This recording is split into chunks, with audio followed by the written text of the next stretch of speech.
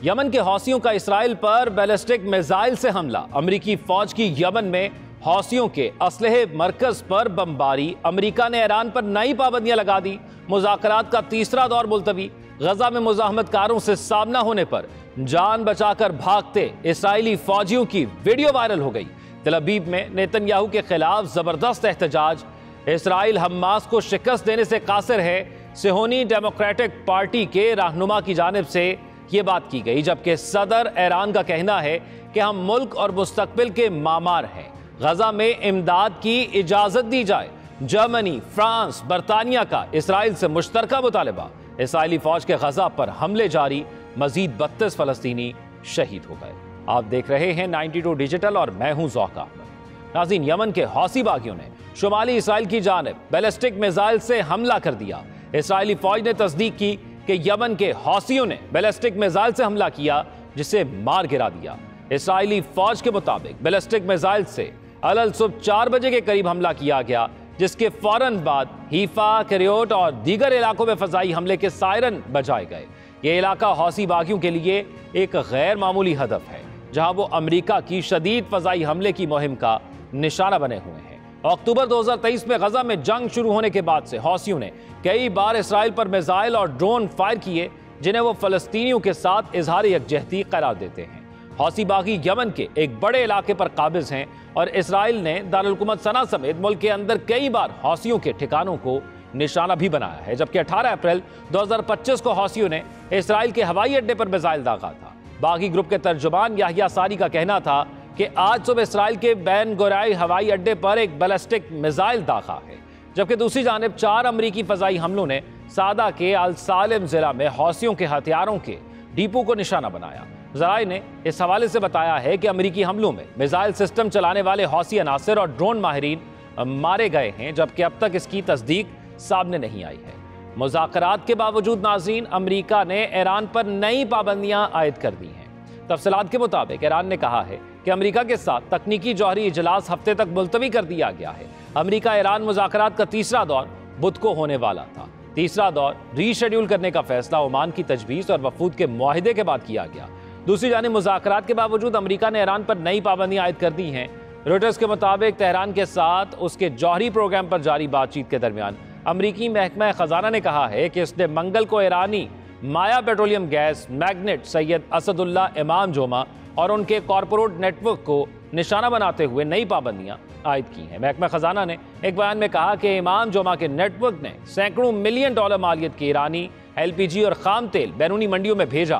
دونوں مصنوعات ایران کے لیے آمدنی کا ایک بڑا ذریعہ ہے، جو نہ صرف اس کے جوہری اور جدید روایتی ہتھیاروں کے پروگراموں کو بلکہ اس کے ساتھ ساتھ علاقائی پراکسی گروپس بشمول حزب اللہ یمن کے حوثی اور فلسطینی حماس گروپ کو فنڈ دینے میں مدد کرتی ہے۔ سیکرٹری خزانہ اسکاٹ بیسنٹ نے کہا ہے کہ امام جوما اور اس کے نیٹ ورک نے امریکی پابندیوں سے بچتے ہوئے ایران کے لیے آمدنی پیدا کرنے کے لیے LPG کی ہزاروں کیپس برآمد کرنے کی کوشش کی ہے۔ جبکہ ناظرین، ایک ویڈیو منظر عام پر آئی ہے۔ غزہ کے ایک گھر میں اسرائیلی فوجیوں کی مزاحمت کاروں سے ہونے والی لڑائی کی جو ویڈیو سامنے آئی وہ سوشل میڈیا پر وائرل ہو گئی ہے۔ عرب میڈیا کی جانب سے جاری کی گئی ویڈیو میں اسرائیلی فوجیوں کو جان بچا کر بھاگتے ہوئے دیکھا جا سکتا ہے۔ یہ ویڈیو ایک اسرائیلی فوجی کے ہیلمٹ سے لگے کیمرے سے بنائی گئی ہے، جس میں دیکھا جا سکتا ہے کہ اسرائیلی فوجیوں کا دستہ ایک مکان میں موجود ہے، جبکہ کچھ فوجی مکان کی بلائی منزل پر جا رہے ہیں کہ اسی دوران ان پر فائرنگ شروع ہو جاتی ہے۔ فائرنگ شروع ہوتے ہی اسرائیلی فوجی حواس باختہ ہو جاتے ہیں اور واپس نیچے کی منزل پر آنے کی جلدی میں گرتے ہیں اور پھسلتے ہیں اور سیڑھیوں سے نیچے آتے نظر آتے ہیں۔ اس کے بعد دو طرفہ فائرنگ کا سلسلہ شروع ہو جاتا ہے، جس دوران اسرائیلی فوجی اپنے ساتھیوں کو اٹھانے کی بھی کوشش کرتے ہیں۔ شدید فائرنگ کے باعث اسرائیلی فوجی پیچھے ہٹنے پر مجبور ہوتے ہیں، تاہم اس دوران فوجیوں کی چیخو پکار مسلسل سنائی دیتی ہے۔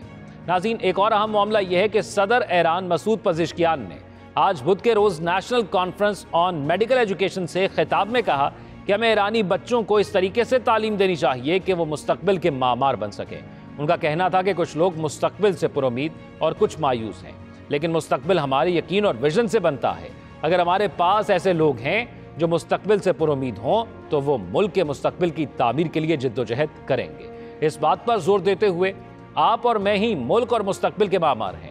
صدر نے کہا کہ کوئی باہر سے آ کر ہمارے ملک کی تعمیر نہیں کرے گا۔ اگر یہ یقین ہمارے اندر پیدا ہو جائے تو ہم کبھی بھی دوسروں سے امید نہیں رکھیں گے۔ پزشکیان نے کہا کہ ہمیں اپنے نوجوانوں، سائنسدانوں اور ذہین افراد کی مدد سے اپنے ملک کے لیے ایک خوبصورت مستقبل بنانا چاہیے۔ ہم ساتھ ہوں گے تو ملک بنائیں گے۔ صدر نے اس بات پر زور دیا کہ ہم ثابت قدم رہیں گے اور اپنے ملک کی ترقی کے لیے کام کریں گے اور اپنے بچوں کا مستقبل روشن بنائیں گے۔ ہر بات سے قطع نظر ہاتھ میں ہاتھ ڈال کر ایران اور اس سرزمین کی آنے والی نسلوں کو بہترین مستقبل دینے کے لیے اپنی پوری طاقت سے کام کریں گے۔ جبکہ جرمنی، فرانس اور برطانیہ کے وزرائے خارجہ نے مشترکہ طور پر اسرائیل سے مطالبہ کیا ہے کہ وہ غزہ میں انسانی امداد کی بلا تعطل فراہمی کی اجازت دے کر بین الاقوامی قوانین کی پاسداری کرے۔ یہ بات بدھ کو جاری کردہ ایک بیان میں کہی گئی ہے۔ وزراء نے کہا کہ انسانی امداد کو کبھی بھی سیاسی ہتھیار کے طور پر استعمال نہیں کیا جانا چاہیے اور فلسطینی سرزمین کو آبادی میں کسی تبدیلی کا نشانہ نہ بنایا جائے۔ انہوں نے تمام فریقوں پر زور دیا کہ وہ جنگ بندی کی طرف واپس آئیں اور حماس سے بقیہ قیدیوں کی فوری رہائی کا مطالبہ بھی ان کی جانب سے کیا گیا ہے۔ جبکہ اسرائیلی فوج کی غزہ پر سفاقانہ حملے ان کی جانب سے جاری ہیں۔ بمباری میں مزید 32 فلسطینی شہید ہو گئے ہیں۔ غیر ملکی میڈیا کے مطابق اسرائیلی فوج نے گزشتہ 24 گھنٹوں کے دوران غزہ میں کم از کم 32 فلسطینیوں کو شہید کیا ہے۔ اسرائیلی بمباری سے خان یونس میں بے گھر فلسطینیوں کے خیموں میں آگ لگ گئی، جس سے 11 افراد جھلس کر شہید ہو گئے۔ مغربی غزہ سٹی میں گھر پر فضائی حملے کے نتیجے میں ایک ہی خاندان کے 7 افراد شہید ہو گئے، جبکہ نصیرات پناہ گزین کیمپ میں جنگی طیاروں کے حملے سے 3 عام شہری، جن میں 2 بچیاں بھی شامل تھیں، شہید ہوئی ہیں۔ رپورٹ کے مطابق اسرائیلی فضائی حملوں میں ان مشینری اور بلڈوزرز کو بھی نشانہ بنایا گیا جو غزہ میں ملبے تلے دبے افراد کی لاشیں نکالنے کے لیے استعمال کیے جا رہے تھے۔ اسرائیلی حملوں کے باعث غزہ میں پولیو مہم بھی ملتوی کر دی گئی ہے، جبکہ ادھر اردن اور مصر نے اسرائیل اور حماس میں 5 سے 7 سالہ جنگ بندی کی نئی تجویز پیش کر دی ہے، جبکہ منصوبے میں اسرائیلی فوج کا مکمل انخلا اور قیدیوں کا تبادلہ شامل ہے۔ جبکہ اسرائیلی فوج کے غزہ پر سفاقانہ حملے جو جاری ہیں، اس حوالے سے نہ صرف فلسطین کے اندر سے آوازیں اٹھ رہی ہیں، پوری دنیا سے آوازیں اٹھ رہی ہیں، بلکہ اس پر اسرائیل کے اندر سے بھی آوازیں اٹھ رہی ہیں۔ بار بار اسرائیلی وزراء کی جانب سے کہا جا رہا ہے کہ نیتن یاہو ناکام ہو چکے ہیں، لیکن نیتن یاہو ماننے کو تیار نہیں، اور اس کی ایک بڑی بنیادی وجہ ہے اگر یہ جنگ رک گئی تو نیتن یاہو کو اپنی سیٹ سے ہاتھ دھونا پڑے گا۔ نہ صرف اسرائیل کے اندر نیتن یاہو کے خلاف ایک بڑے پیمانے پر احتجاج کا سلسلہ جاری ہے، بلکہ اس کو عسکری طور پر بھی بہت نقصان ہوا، اس کو اپنے فوجیوں کی جانوں کا بھی بہت نقصان ہوا، اور اس کے ساتھ ساتھ جو یہ جنگ کے اندر گیپ آیا تھا، اور اس گیپ کی ایک بڑی وجہ یہ تھی کہ اسرائیل کے اندر جو لوگ یرغمالی ہیں، جو غزہ کے پاس ہیں، حماس کے پاس ہیں، ان لوگوں کی رہائی کے لیے یہ جنگ بندی کی گئی تھی، تو وہ بھی کامیاب نہ ہو سکی، اور اس سے پہلے ہی نیتن یاہو نے ہٹ دھرمی برقرار رکھتے ہوئے ایک بار پھر سے حملہ کر دیا تھا غزہ پر۔ جبکہ ہزاروں صہیونیوں نے حکومت کے سیکیورٹی اور فوجی حکام کی شرکت کے ساتھ نیتن یاہو کی جانب سے شن بیت پر تسلط کی کوشش کے خلاف مظاہرہ کیا ہے۔ ہزاروں اسرائیلیوں نے اس حوالے سے تل ابیب میں وزیر اعظم نیتن یاہو کی انٹرنل سیکیورٹی سروس شباک پر سیاسی کنٹرول حاصل کرنے کی کوشش کے خلاف مظاہرہ کیا۔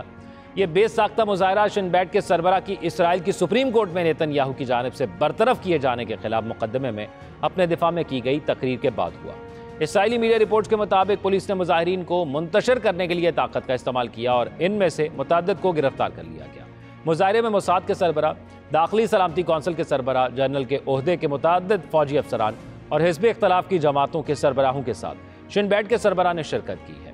اس حوالے سے چینل 12 کے عدالتی امور کے رپورٹر نے سوال کیا کہ کیا شن بیت کے مستقبل کے سربراہ جو رونن بار کی جگہ لیں گے، ایسی صورتحال میں وزیر اعظم کو کچھ نہیں کہہ سکتے؟ نیتن یاہو نے شن بیت کے سربراہ کو مدعو کیے بغیر گزشتہ اتوار کی شام غزہ پر ایک سیکیورٹی میٹنگ کی۔ شن بیت کے سربراہ نے آج صبح عدالت میں کہا، میں نہیں جانتا کہ حکومت کی طرف سے مجھے عہدے سے ہٹانے کی کیا وجوہات تھیں۔ انہوں نے کہا کہ میری برطرفی نیتن یاہو نے ذاتی پیشہ ورانہ وجوہات کی بنا پر کی تھی، لیکن مجھے ہٹا دیا گیا ہے۔ اور اسی طرح اس سے قبل ہم دیکھ چکے ہیں کہ گزشتہ 1 سال کے اندر وزیر دفاع نیتن یاہو کو ان کے چھوڑ گئے، آرمی چیف نے اپنی ریٹائرمنٹ سے قبل ان کے جو ہے وہ استعفیٰ دے دیا، اس کے ساتھ ساتھ ان کے فوجیوں نے لڑنے سے انکار کر دیا۔ تو یہ سب کچھ اسرائیل سے گزر رہا ہے، لیکن بس ہٹ دھرمی ہے کہ جو جا نہیں رہی، اور خاص طور پر نیتن یاہو یہ بات سمجھنے کو تیار نہیں ہے کہ یہ دن دور نہیں ہے کہ اگر اس کی جانب سے یہی ظلم و ستم جاری رہا تو جو اس کے اپنے لوگ حماس کی قید میں ہیں، ان حملوں سے وہ بھی ہلاک ہو جائیں گے۔